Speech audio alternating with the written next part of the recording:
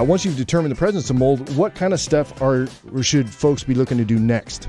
Okay, so once we figure out that, hey, we have a mold issue going on in this house, we're going to recommend that we write up a mold remediation protocol. Okay. This is the next step in the process, and basically we take and we write out extremely detailed instructions on what's going on, how to take care of it, and the standards that we're going to use at the end of the process to make sure that it's all gone. So when you talk about that, is that like the assessment?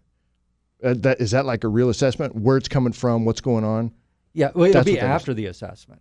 So we've already figured out what's going on. Now we're going to write it all down. This is the instructions over to the mold remediator. Gotcha. And they need that, right, in order to know what's going on, and the homeowner as well? Most mold remediators will not touch a project until they have a protocol. Okay, gotcha. All right, and we'll talk about mold assessment later, but does that fit in here somewhere? But like I said, the assessment that we talked about last week, that is done first to figure out, do we have a problem, and what is the problem, what's causing it, where's the mold, all of that. Right, and that's right there with testing. So we determined we had mold, then we do an assessment, and you do all of those steps. Right. We do everything up to the protocol.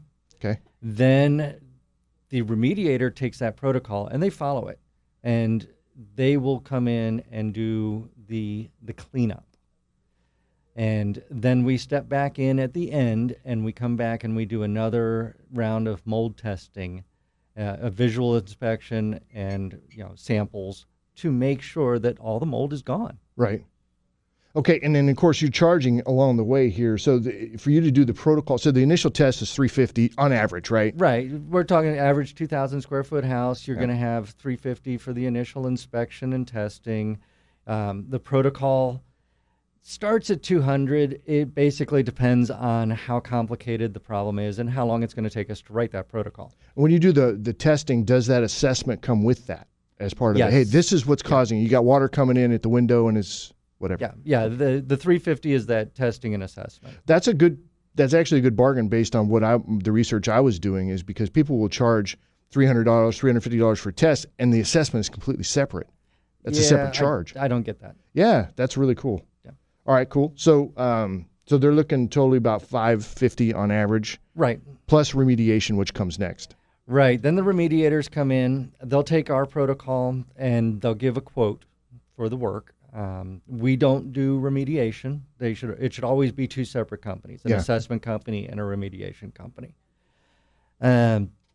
So you may be able to send it over to your insurance if you have the coverage for mold coverage, or if it's a water event and the water coverage on your insurance may cover it as well.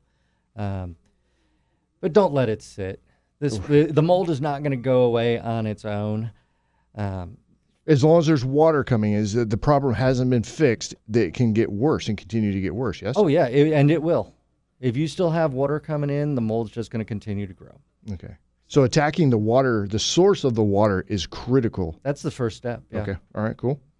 All right, and then, of course, you do more testing afterwards. With respect to the remediation, I know you don't do a whole lot in here, but my biggest concern as a homeowner would be what happens when they start tearing that stuff down? They take precautions, right, to protect the rest of the house and the AC unit from sucking that stuff up and getting it everywhere else? Oh, yeah. They're going to set up containment, which, plastic walls, plastic sheeting around the area that they're working in with zipper doors. They'll tape over the HVAC register so it doesn't get up in there, and remove personal belongings from the area they're working in. So. What about remediating themselves? If they're like, oh, you know what, I think I could do this, and they put it on their cape and their honey-do list, and they get after it to save a few dollars, what are some of the pitfalls of doing that on their own? Not doing it correctly is going to be the biggest thing, and not containing it, and cutting out steps like putting in the air scrubbers with the HEPA filters to make sure that everything that's disturbed doesn't go out through the rest of the house, or you don't track it with you when you're going in and out of the work area. Right. So is it possible for someone to do it on their own? Sure. But yeah, it's so much easier to just bring in the professionals and let them do their thing. It'll also be faster. Well, they need to protect themselves while they're doing it as well, right? So now you're talking protective equipment, Right. The mask thing. Yep. From both the mold and the chemicals that you're using. Oh, good point. All right, cool. And then so what about disposal of that stuff? Because I would think, well, you just throw it in the trash, but you really kind of have to bag it up, seal it or something, right? Yeah, you should bag it up, but then it really does just end up going into the regular trash. Right. But at least it's... Once it's out of the house, it's no longer Or a you big made yourself deal. feel better in the process. Yeah, you did, right? So you're bagging it up more so that as you're carrying it out of the house, you're not spreading it. Throughout the house. Right. Right. Yeah, It's okay if it's outside, but we just don't want it in the house. Yeah, we have all these molds outside anyways, so it's all normal stuff that's around. So. All right, cool.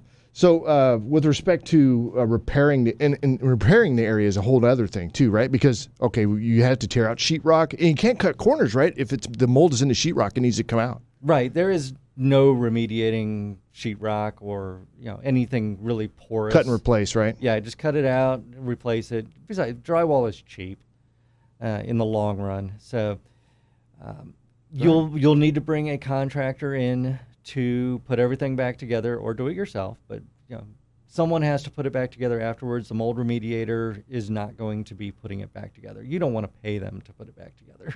Right. Gotcha. All right, so you got a promo code for folks who want to reach out to you, correct? Yeah, KTSA2. KTSA and the number two, yes. All right, cool. And then if they want to get in contact with you, what's the best way to do that? They can call our office anytime, 210-202-1974, or online, www.sanantoniomoldinspector.com.